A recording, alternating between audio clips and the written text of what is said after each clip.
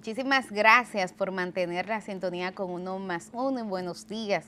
Bienvenidos y bienvenidas a quienes sintonizan este espacio a partir de ahora o a quienes también lo hacen en diferido a través de nuestro canal de YouTube Uno más Uno Teleantillas. Hoy un plato fuerte en Uno más Uno, vamos a hablar con un representante legítimo del sector empresarial. Se trata de Samuel Sena, quien es presidente del Consejo de Desarrollo Económico y Social de Santo Domingo, el CODES, como es conocida esta institución. Samuel, bienvenido a Uno más Uno. Creo que es la primera vez que vienes al espacio.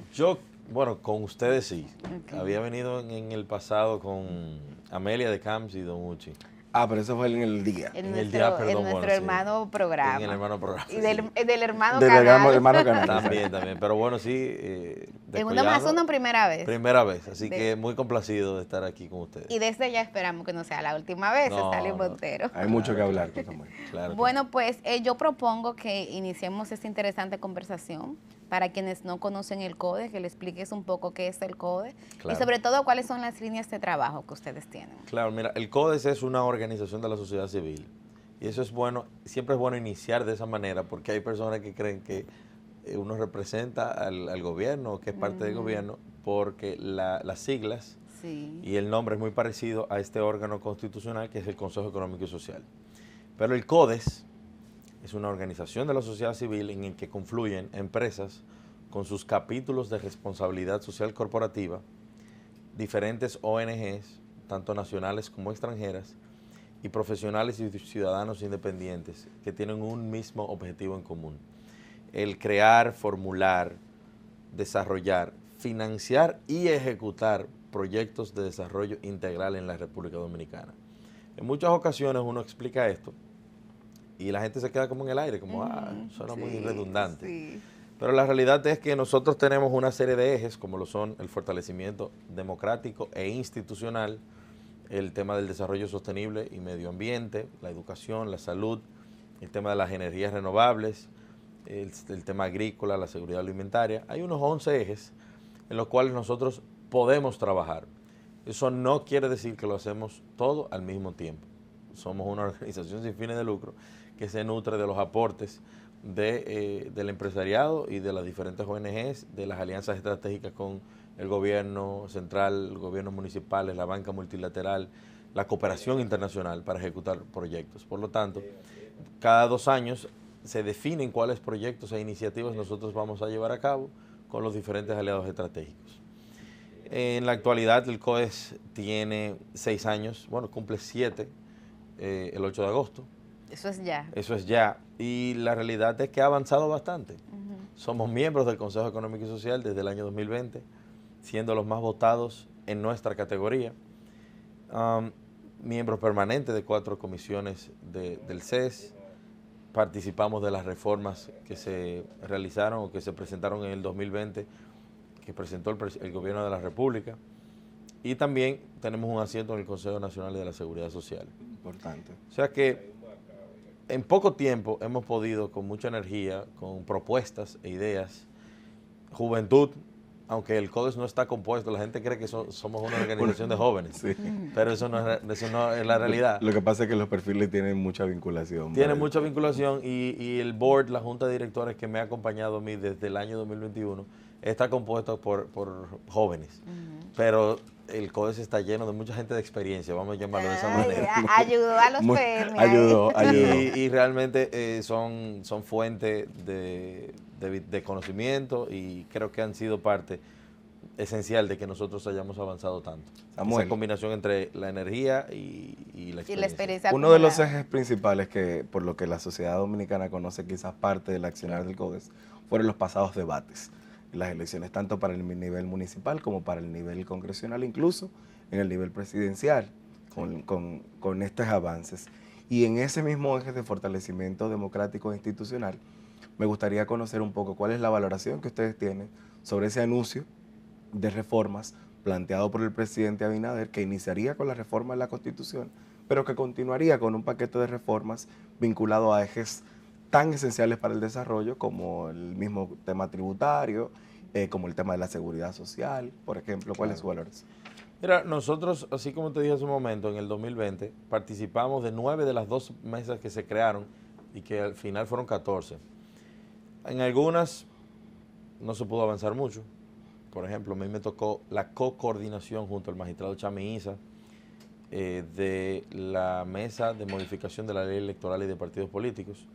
Por un tema de tiempo, y lo he dicho en el pasado también, la inclusión de los partidos políticos en ese tipo de discusiones se ralentizó extremadamente, por lo tanto no se pudo cumplir con los tiempos y lamentablemente la Junta Central Electoral depositó su propia iniciativa ante el Congreso y se iba a formar una bicameral. No sé realmente en qué ha quedado eso. Nosotros como organización creemos firmemente en que esas reformas son reformas que han estado pendientes desde hace mucho tiempo, que son tareas que debieron haber cumplido los expresidentes de los diferentes gobiernos.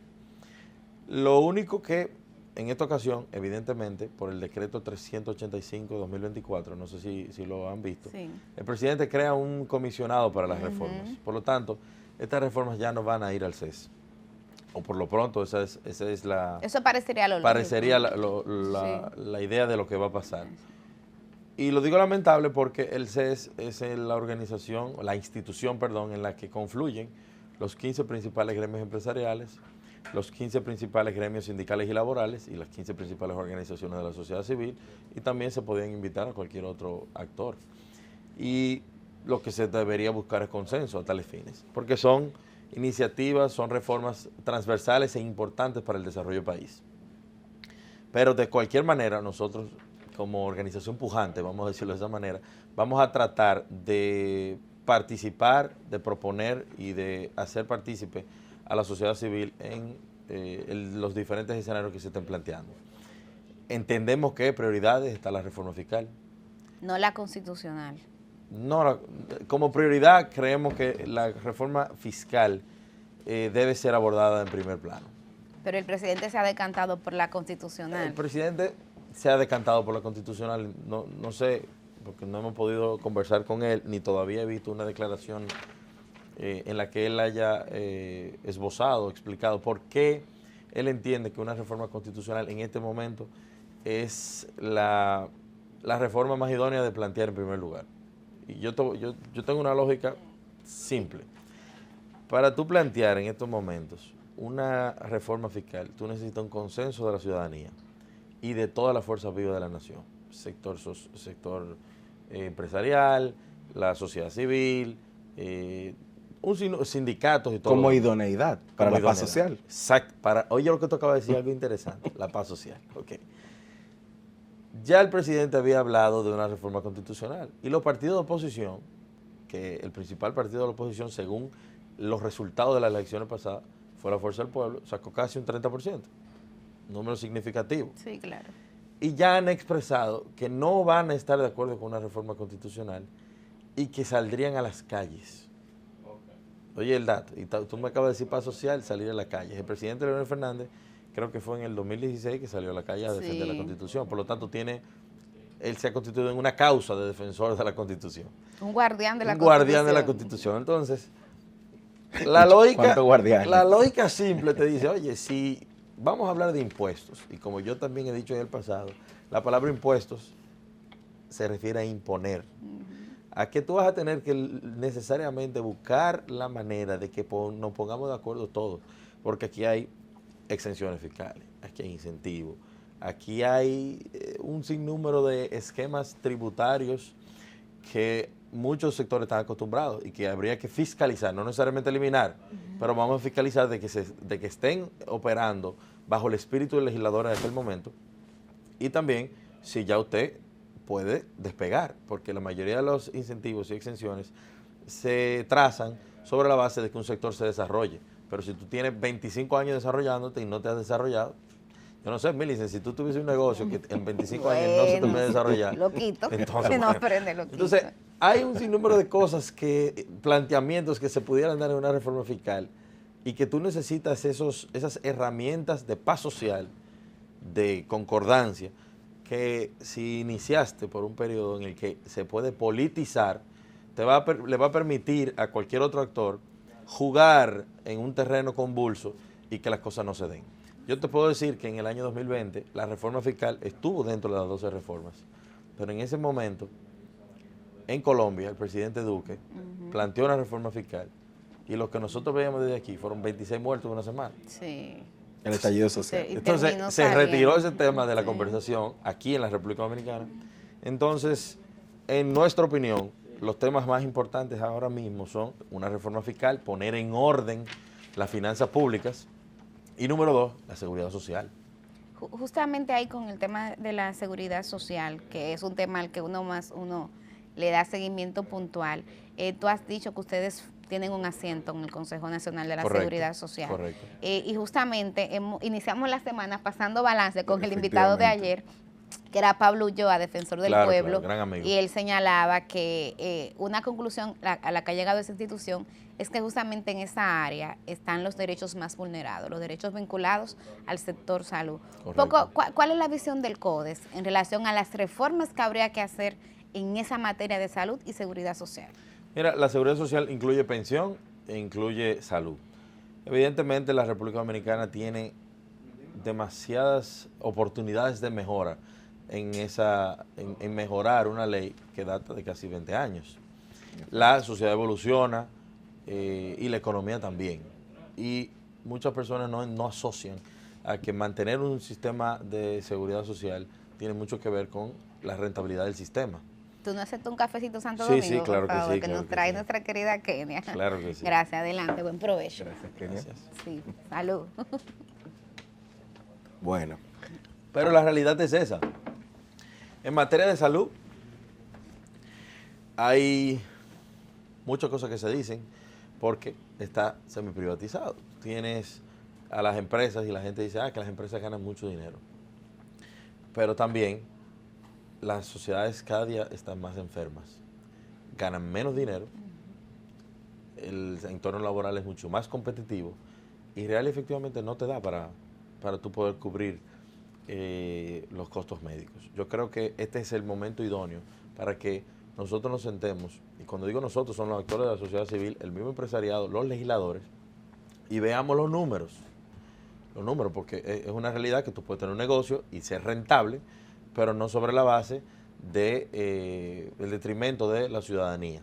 Sí, porque te iba a decir que de entrada parece un argumento muy mercantilista que no toma en cuenta que la salud es un derecho fundamental, que la lógica del Estado no debe ser solo ver lo rentable, sino garantizar ese derecho. la lógica del Estado no tiene por qué ser no debe ser la lógica del mercado en este caso. Exacto. Sí, sí, pero hay muchos elementos que confluyen en eso, porque si bien es cierto que es un derecho fundamental, en la práctica, no en la teoría, en la práctica, los medicamentos no los produce el Estado, tienen que comprarlo. Entonces entran unas dinámicas comerciales que afectan vamos a decir, el ejercicio del Estado en garantizar ese derecho fundamental.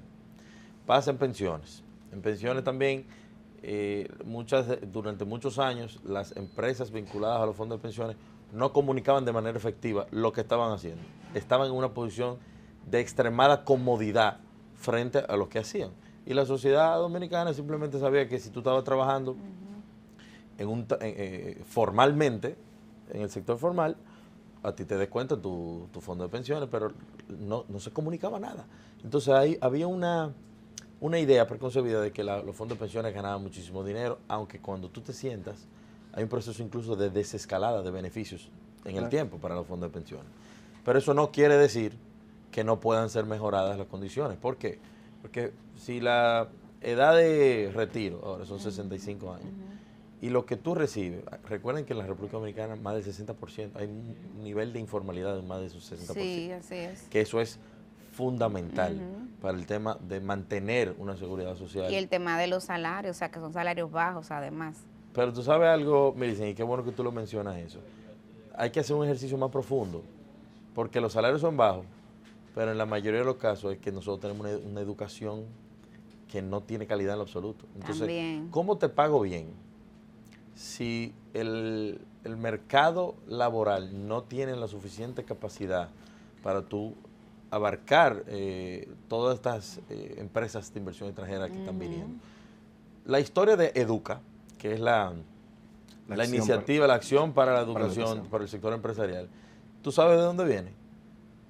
de empresas que querían venir a instalarse a la República Dominicana, pero cuando hacían su sondeo e investigaban, no habían empleados con capacidad, tenían que venir de Puerto Rico, de Estados Unidos y de otros lugares.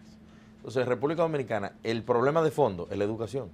Si nosotros comenzamos a trabajar con la educación, una educación de calidad, invertir sin tener que cambiar los currículos académicos cada 2 años porque se cambió el ministro o cada 4 años porque cambió el gobierno, vamos a tener ciudadanos capacitados, formados, que van a poder tener mejores condiciones laborales. Y esas condiciones laborales van a permitir cotizar una mejor seguridad social. Y eso va a dinamizar la economía dominicana, pero va a garantizar que la seguridad social tenga mejores niveles. Pero por lo pronto lo que estamos viviendo ahora es más de un 60% de informalidad, que los salarios, el 80-85% de los salarios en el sector formal ganan por debajo de 20,000 pesos. Por lo tanto, tú de ninguna manera vas a poder tener una seguridad social que te cubra tus necesidades básicas. Por lo tanto, el reto es enorme desde el punto de vista económico, desde el punto de vista de los derechos sociales y de los derechos laborales. Yo creo que el trabajo de esa bicameral tiene que serlo muy fino. Y en el caso de CODES, si yo te pidiera que me enumeraras por lo menos 2 o 3 propuestas de elementos que tú entiendes hay que reformar, tanto en el tema de la seguridad social como en el tema fiscal de que hablamos recientemente, bueno, para saber por dónde anda el CODES. ¿Por dónde nosotros andamos? Bueno, Sí. Inicio por la reforma fiscal. Nosotros entendemos que primero, antes de comenzar a discutir una reforma fiscal, el gobierno tiene que hacer una sincerización del gasto público. Hay que definir en qué van a seguir gastando. Hay, de hecho, instituciones que tienen duplicidad y triplicidad de funciones y que nosotros entendemos la dinámica política, porque no es el PRM que la ha instaurado, es una cultura política en la República Dominicana que los compañeros hay que colocarlo, pero el problema es que los compañeros ya están cargando la nómina a tal punto que el gasto corriente forma parte de ya no un problema, un flagelo nacional. Luego también entendemos que hay que abordar al sector eléctrico. Actualmente se disponen más de 1.500 millones de dólares todos los años para enfrentar el déficit del sector eléctrico. En tema de generación, aparentemente estamos muy bien, sí, pero en distribución y también en las redes de transmisión hay problemas severos. Para conocimiento de la gente están las pérdidas técnicas y las no técnicas. El cobro efectivo, que no se hace porque muchas veces las empresas grandes tienen exenciones, tienen algunos beneficios. O simplemente no pagan. Simplemente no pagan. Y también los más desposeídos sí, tampoco pagan. Entonces la clase media es la que tiene que aguantar sustancialmente esa carga. Pero en números, ese déficit en el sector eléctrico representa el 42% del déficit fiscal. Por lo tanto, si nosotros, o si se pusiera orden en el sector eléctrico, no estuviésemos necesariamente hablando urgentemente de una reforma fiscal.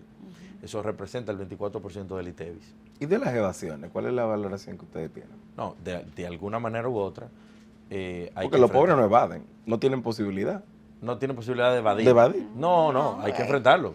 O sea, la administración tiene que buscar una manera efectiva de cobrar, de que esas grandes empresas que evaden tengan que enfrentar la situación. Sin lugar a duda. Aquí no puede haber paño tibio para nadie. ¿Por qué? Porque si no lo vamos a pagar todos. Lo estamos pagando todos. Entonces también está, por ejemplo, para mencionarte algo que me enteré recientemente, ¿tú sabes cuál es el déficit de las CORA y de la CAS? Ay, mi madre, aproximadamente 1.000 millones anuales. Porque la gente, ¿De pesos o de dólares? De pesos. Ay, mi madre. Pero porque la gente no paga. La gente entiende que el agua es un derecho, puede ser un derecho. No es un derecho, el acceso al agua hay... tiene que ser un derecho, el gobierno claro, tiene que garantizártelo, pero eso tiene un costo. Claro. Porque por algo usted paga su electricidad. Exactamente, por Entonces, ejemplo. hay muchas áreas por las cuales nosotros, si ponemos orden a la casa, no tenemos que hacer que el ciudadano tenga que desprenderse más o aumentar impuestos para poder organizar las finanzas del Estado. En el caso de la seguridad social. En el caso de la seguridad social, sin lugar a dudas, hay que aumentar los niveles de rentabilidad. O sea, evidentemente yo sé que sabemos que hay inversiones que se están haciendo con los fondos de las personas. Ahora bien, nosotros proponemos el seguro de desempleo. Exacto, me extraña que tú empieces por el tema de la rentabilidad, porque no parecerá, desde el punto de vista social, que es que el tema de la seguridad social aquí, el principal problema es un tema de rentabilidad. Es más bien ¿Qué se puede hacer con la rentabilidad? No, de calidad del servicio que recibe la población. Hay muchísimos temas con por ejemplo, con la cobertura. Pero tú hablas de la salud, no de pensiones. No, yo cuando hablo de seguridad social y salud me refiero, por ejemplo, al sistema como un ente global. Ok, no. Lo que pasa es que hay que separarlo, sin lugar a dudas, para tú poder hacer los planteamientos. En materia de salud, sin lugar a dudas, es donde más se siente la necesidad de tú hacer modificaciones. Evidentemente hay que, de alguna manera u otra, nosotros tenemos que poder aumentar los servicios, la capacidad de servicio que se le da al ciudadano. Exacto. Por ejemplo, se subió el monto para compra de medicamentos, pero 8,000 pesos, 12,000 pesos, el que sabe que sale a la calle no le da para nada. Mismo. Se va en una receta. Se va en un par de recetas. Vamos a decirlo que se va en dos. Quizás si tú estás muy enfermo y un medicamento, se te va en esa. Pero la realidad es que hay que buscar la manera. Ahora bien, hay que también buscar la manera, hay que buscar la forma económica de poder sustentar el sistema. Y todo, vuelvo y le repito, vuelve al tema laboral. Si tú tienes niveles de informalidad tan grandes y salarios tan bajos, es imposible mantener, ese sistema se mantiene económicamente y el Estado no tiene ya la manera de colocar más fondos para esos fines. Y te lo digo porque sentados en ese escenario nosotros vemos la posición y vemos los números del gobierno, vemos los números del sector privado. El sector privado sí pudiera hacer mayores ejercicios de desprendimiento en solidaridad por la situación que estamos haciendo en la actualidad. Pero eso no quiere decir que tampoco se le vaya a cargar todo el sector privado. Sí, ahora bien, el problema está, la gente se está enfermando más, eso es un hecho no controvertido, pero también la gente vive más. Sí. Por lo tanto, la seguridad social en materia de salud tiene que ser abordada desde un punto de vista más integral. Vive más y está envejeciendo y nuestra población tiene una tendencia hacia el envejecimiento. Samuel, se nos ha acabado el tiempo, pero yo no quisiera cerrar la entrevista sin preguntarte algo vinculado al tema de fortalecimiento democrático. Claro. Ustedes organizaron unos debates que creo que buena parte de la población, con críticas o mayores o menores, pero valoró políticamente hablando. Sin embargo, hoy día, otro de los elementos que resalta y que queda como relieve de este proceso es la baja calidad del ejercicio legislativo en la República Dominicana. Y me gustaría saber si el CODES tiene alguna valoración sobre hacia dónde debería apuntalarse este elemento o mecanismo, cómo podría seguirse fortaleciendo esa línea. Mira, la realidad es que la democracia es bien pintoresca y la de nosotros no se queda atrás. La de nosotros no es la excepción. Entonces, todo el mundo puede aspirar y ganar, pero no necesariamente tiene la capacidad y los conocimientos básicos para poder ejercer esa función legislativa. Perfecto. Nosotros entendemos que con la educación, somos parte de la Comisión de Veeduría del Pacto Educativo, pero todavía falta muchísimo. En el caso ya de los legisladores, una vez ya obtenido su curul, yo creo que el trabajo que hace la Cámara de Diputados desde hace unos años de ir formándolos, ir explicándoles cómo funciona, es una excelente iniciativa. Nosotros hace 4 años planteamos invitar a por lo menos los legisladores, nosotros tenemos un grupo de legisladores amigos del CODES, multipartidario, a los que nosotros le hacemos la presentación de nuestras iniciativas y que comparten y que son aquellos que llevan las iniciativas legislativas y los proyectos del CODES al Congreso. Nosotros planteamos hacer un tipo seminario para ayudarlos y formarlos. En ese caso no se dio, en ese momento no se dio, pero la realidad es que la democracia es compleja, y que si nosotros no mejoramos los niveles educativos, nosotros vamos a tener los legisladores no vienen ni de Saturno ni de Plutón. No vienen de aquí. Son los vecinos tuyos, son los vecinos míos, estudiaron contigo. Y no necesariamente los mejores vecinos. Exactamente. Entonces, que ese es el punto. La realidad es que si nosotros no mejoramos la educación país, nosotros vamos a tener eso mismo en los gremios, en el Congreso y en todas las instituciones públicas. Bueno, tú fuera de cámara nos comentabas justamente que el CODES tiene planteado también esos debates que hizo para las elecciones, poder también llevarlo ahora a nivel de partidos y a nivel de gremios. Claro que sí, claro. Es una iniciativa interesante. Bueno, se acabó el tiempo. Así Así concluye el debut de Samuel Sena, presidente del CODES, aquí en 1+1. Reiterar el agradecimiento, que haga extensivo el saludo también a quienes conforman ese comité gestor o junta directiva, y el compromiso de que lo tenemos que tener prontamente aquí en 1+1. Bueno, tras la pausa venimos con el segmento de economía que semanalmente tenemos con Antonio Siriaco. No se vayan.